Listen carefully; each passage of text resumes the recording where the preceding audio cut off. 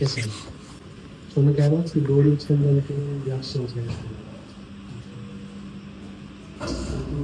Kasallik sonunda sekin rivojlanadi, o'sadi, yomon tarafga ketadi.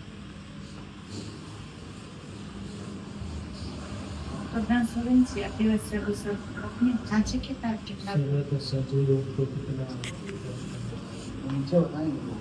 Pastdan so'rab aytamiz. Anqarazadi.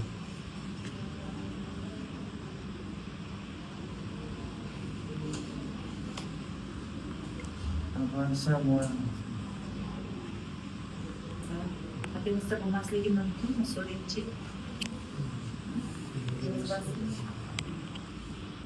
Baribir doimiy davolanish operatsiya. Xulosa operatsiya.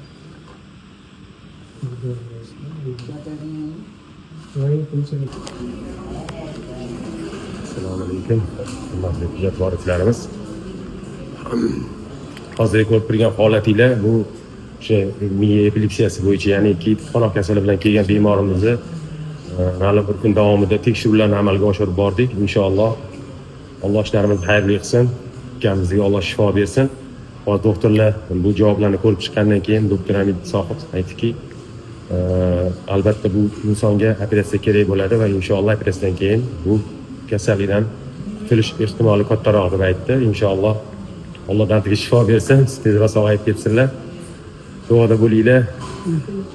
Ukamizga ham Alloh mushkullarni oson qilib, dardiga shifo bersin. Bu ko'rib turgan joyinglar bu operatsionniy bo'lim. Shu operatsionniy bo'limda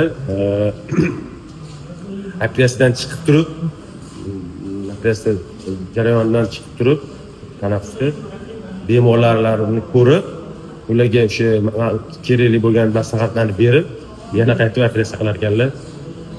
Ko'rgan joyinglar operatsionniy bo'limdagi ma'lum o'sha bemorlarni ko'rik qilish uchun qilingan xona ekan. Biz o'sha joyda bo'ldik.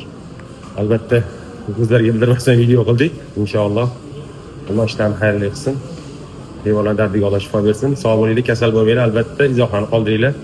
Sog' bo'linglar, charchamanglar, kasal bo'lmanglar.